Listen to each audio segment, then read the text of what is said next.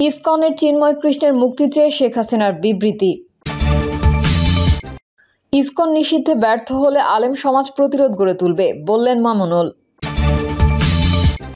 শেখ হাসিনা রেহানাকে কটাক্ষ করে যা বললেন সোহেল তাজ। ভারতের সংসদে বাংলাদেশ নিয়ে আলোচনা। এবং সর্বশেষ জানাবো ইসকন ইস্যুতে সবাইকে সতর্ক থাকার আহ্বান মির্জা ফখরুলের। এতক্ষণ শুনছিলেন সংবাদ শিরোনাম, এবারে বিস্তারিত। তবে তার আগে অনুরোধ থাকবে আমাদের চ্যানেলটি সাবস্ক্রাইব করে বেল আইকনটি ক্লিক করুন। ইসকনের চিন্ময় কৃষ্ণের মুক্তি চেয়ে শেখ হাসিনার বিবৃতি। ইসকন নেতা চিন্ময় কৃষ্ণ দাসের মুক্তি এবং সব সম্প্রদায়ের মানুষের ধর্মীয় স্বাধীনতা ও জানমালের নিরাপত্তা নিশ্চিত করার দাবি জানিয়ে বিবৃতি দিয়েছেন গণঅভ্যুত্থানের মুখে ভারতে পালিয়ে যাওয়া সাবেক প্রধানমন্ত্রী আওয়ামী লীগ সভাপতি শেখ হাসিনা। বিবৃতিতে শেখ হাসিনা বলেন, চট্টগ্রামে একজন আইনজীবীকে হত্যা করা হয়েছে। এই হত্যার তীব্র প্রতিবাদ জানাচ্ছি। এই হত্যাকাণ্ডের সঙ্গে যারা জড়িত তাদেরকে খুঁজে বের করে দ্রুত শাস্তি দিতে হবে। এই ঘটনার মধ্যে দিয়ে চরমভাবে মানবাধিকার লঙ্ঘিত হয়েছে। একজন আইনজীবী তার পেশাগত দায়িত্ব পালন করতে গিয়েছিলেন, আর তাকে এইভাবে যারা পিটিয়ে হত্যা করেছে তারা সন্ত্রাসী। তারা যেই হোক না কেন শাস্তি তাদের পেতেই হবে। তিনি বলেন, অসাংবিধানিকভাবে ক্ষমতা দখলকারী ইউনূস সরকার যদি এই সন্ত্রাসীদের শাস্তি দিতে ব্যর্থ হয়, তাহলে মানবাধিকার লঙ্ঘনের দায়ে তাকেও শাস্তির মুখোমুখি হতে হবে। দেশবাসীর প্রতি আমি আহ্বান জানাচ্ছি, এই ধরনের সন্ত্রাস ও জঙ্গিবাদের বিরুদ্ধে সবাই ঐক্যবদ্ধভাবে রুখে দাঁড়ান। সাধারণ মানুষের জানমালের নিরাপত্তা নিশ্চিত করা জরুরি। শেখ হাসিনা বলেন, বর্তমান ক্ষমতা দখলকারীরা সর্বক্ষেত্রেই ব্যর্থতার পরিচয় দিয়ে চলেছে।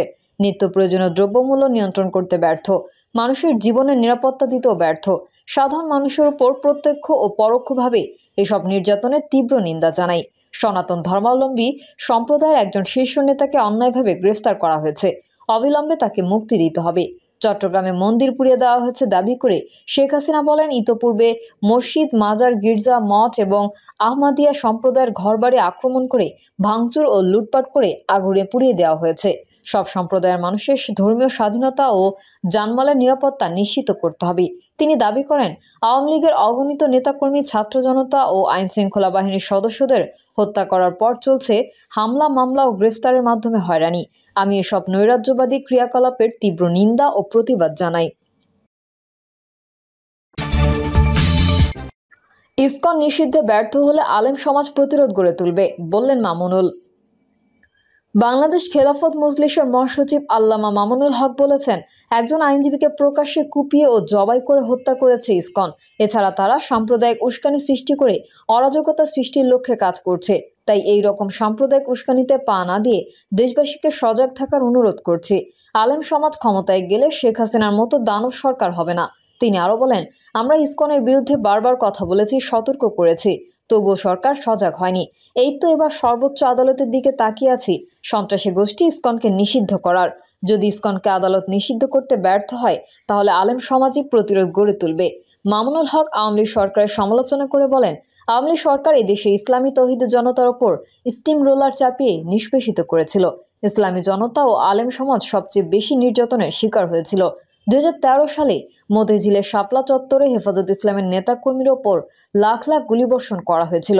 রাতের আধারে নির্যাতন করা হয়েছিল।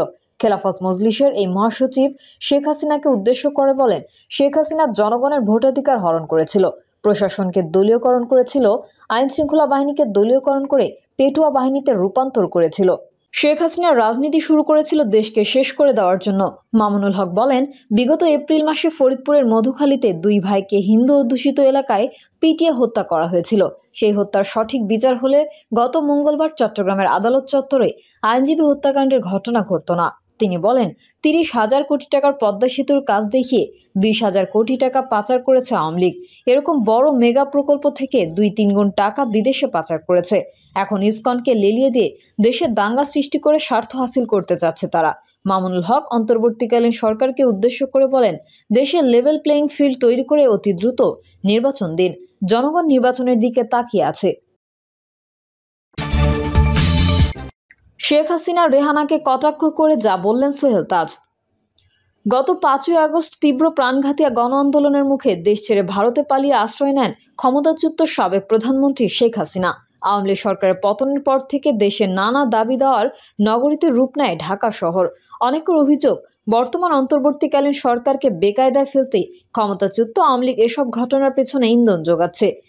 সর্বশেষ মঙ্গলবার চট্টগ্রাম আদালতে বাংলাদেশ সম্মিলিত সনাতনী জাগরণ জোটের মুখপাত্র চিন্ময় কৃষ্ণ দাস ব্রহ্মচারীর অনুসারীদের সঙ্গে সংঘর্ষে সাইফুল ইসলাম আলিফ নামের এক আইনজীবীকে কুপিয়ে হত্যা করা হয়। এই নিয়ে স্বাধীন বাংলাদেশের প্রথম প্রধানমন্ত্রী ও জাতীয় নেতা তাজউদ্দিন আহমেদের ছেলে ও সাবেক স্বরাষ্ট্র প্রতিমন্ত্রী সোহেল তাজ বলেছেন, ধর্মীয় সম্প্রীতি নষ্ট করে লাশের উপর ক্ষমতায় আসতে চায় আওয়ামী লীগ। বৃহস্পতিবার সামাজিক মাধ্যম ফেসবুকে সোহেল তাজ লিখেন, হত্যা, গুম, খুন, গণহত্যা, নির্যাতন, নিপীড়ন, গণতন্ত্র ধ্বংস করে, দুর্নীতি করে লক্ষ লক্ষ কোটি টাকা বিদেশে পাচার করে দেশটাকে শেষ করে ছাত্র জনতা ঝাঁটা পেটা খেয়ে পালিয়ে যে এখন দেশ ধ্বংসের ষড়যন্ত্র করছে। দেশের অভ্যন্তরে আইন শৃঙ্খলা বিঘ্নিত করার জন্য আওয়ামী লীগকে নিশানা করেছেন সোহেল তাজ। তিনি বেশ কিছু ইস্যু তুলে ধরে বলেছেন, ক্ষমতায় ফেরার চেষ্টা আওয়ামী লীগ নির্লজ্জ হয়ে এসব কর্মকাণ্ড করছে। সোহেল তাজ আরও লিখেন, কত বড় নির্লজ্জ বেহায়া হলে দেশটাকে এক মুহূর্তের জন্য শান্তিতে থাকতে দিবে না। প্রথমে ডিজিটাল জুডিশিয়াল কুয়ের চেষ্টা, তারপর একের পর এক অপচেষ্টা, আনসার বাহিনী দিয়ে, ব্যাটারি রিক্সা দিয়ে, নূর হোসেন দিবসের ট্রাম্প কার্ড, ঋণ দেওয়ার প্রলোভন দেখিয়ে শাহবাগে মানুষের জামায়াত করার চেষ্টা, বিভিন্ন কলেজে বিশৃঙ্খলা সৃষ্টি করা, আর এবার ধর্মীয় সম্প্রীতি নষ্ট করে লাশের উপর ক্ষমতায় ফিরে আসার চেষ্টা। ফেসবুকে সাবেক এই স্বরাষ্ট্রমন্ত্রী লিখেন, 2টা বই সবাইকে পড়তে অনুরোধ করব। আমার ফাঁসি চাই, 2 অন্তরালে হত্যাকারী, প্রধানমন্ত্রী। এই 2টা বই মুক্তিযোদ্ধা মতিউর রহমান রেন্টুর লেখা। ক্ষমতাচ্যুত শেখ হাসিনা এবং তার বোন শেখ রেহানার প্রতি ইঙ্গিত করে সোহেল তাজ লিখেছেন, নীতি আদর্শ বিচ্যুত খারাপ মানুষের প্রশংসা আমার প্রয়োজন নাই, আমি আপনাদেরকে চিনি। আওয়ামী লীগের সমর্থকদের অনেকেই সোহেল তাজকে নিয়ে হিংসাত্মক মন্তব্য করেছেন সামাজিক মাধ্যমে, যা দৃষ্টি এড়ায়নি তার। তিনি আরও লিখেন, আওয়ামী লীগের ব্রেন ওয়াশ, নষ্ট পচা নীতি আদর্শ বিচ্যুত লুটেরা, খুনি, হত্যা, গুম নির্যাতনকারীদের সমর্থক সকলকে বলবো, অনতিবিলম্বে আমার এই ফেসবুক পেজটি আনফলো করতে, আর অনুরোধ থাকবে নিজের বিবেককে জাগিয়ে আত্ম উপলব্ধি, আত্মসমালোচনা করে অনুশোচনা করার। ভারতের সংসদে বাংলাদেশ নিয়ে আলোচনা। গণঅভ্যুত্থানের সাবেক প্রধানমন্ত্রী শেখ হাসিনার পতনের পর থেকে ভারত অভিযোগ করে আসছে, বাংলাদেশে হিন্দুসহ অন্যান্য সংখ্যালঘুরা ব্যাপক নির্যাতনের শিকার হচ্ছেন। হিন্দুদের শত শত মন্দির, ঘরবাড়ি, ব্যবসা প্রতিষ্ঠান জ্বালিয়ে দেওয়ার মতো অতিরঞ্জিত খবরও প্রকাশ করেছে ভারতীয় গণমাধ্যম। এসবের জবাবে অন্তর্বর্তী সরকারের প্রধান উপদেষ্টা ডক্টর মোহাম্মদ ইউনূস ভারতীয় সাংবাদিকদের বাংলাদেশে এসে সরেজমিনে প্রতিবেদন করার আহ্বান জানিয়েছিলেন, কিন্তু তা সত্ত্বেও তাদের অতিরঞ্জিত ও কথিত অভিযোগের মাধ্যমে বিষয়ে সংবাদ প্রকাশ করা বন্ধ হয়নি। এর মধ্যেই বাংলাদেশ সনাতনী জাগরণ জোটের মুখপাত্র চিন্ময় কৃষ্ণ দাস রাষ্ট্রদ্রোহের এক মামলায় গ্রেফতার হওয়ার পর সংখ্যালঘু ইস্যু নিয়ে ব্যাপক তৎপর হয়ে উঠেছে ভারত। বৃহস্পতিবার ভারতের সংসদ লোকসভায় বাংলাদেশের সাম্প্রদায়িক পরিস্থিতি ও সংখ্যালঘু হিন্দুদের উপর কথিত হামলার অভিযোগ নিয়ে আলোচনা হয়েছে। দেশটির সংবাদ মাধ্যম এনডিটিভি বলছে, লোকসভায় কয়েকজন সংসদ সদস্য বাংলাদেশের পরিস্থিতি নিয়ে কথা বলেন। তারা জানতে চান, বাংলাদেশে হিন্দু মন্দির ও প্রতিমা ভাঙচুরের ঘটনা বেড়েছে কিনা। ভারত সরকার এই বিষয়টি বাংলাদেশের অন্তর্বর্তী সরকারের কাছে উত্থাপন করেছে কিনা। এসব প্রশ্নের জবাবে ভারতীয় পররাষ্ট্র প্রতিমন্ত্রী কীর্তি বর্ধন সিং সংসদে বলেন, বাংলাদেশে গত কয়েক মাসে হিন্দু মন্দির ও প্রতিমা ভাঙচুরের ঘটনার তথ্য শোনা গেছে।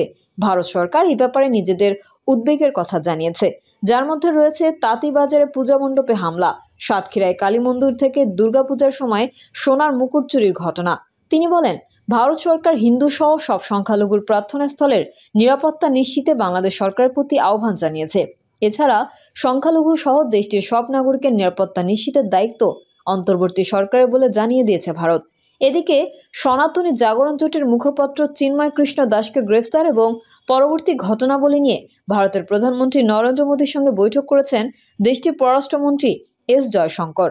তারা দুজন বাংলাদেশের সংখ্যালঘুদের উপর সাম্প্রতিক নির্যাতন বেড়ে যাওয়ার কথিত অভিযোগ নিয়ে আলোচনা করেন।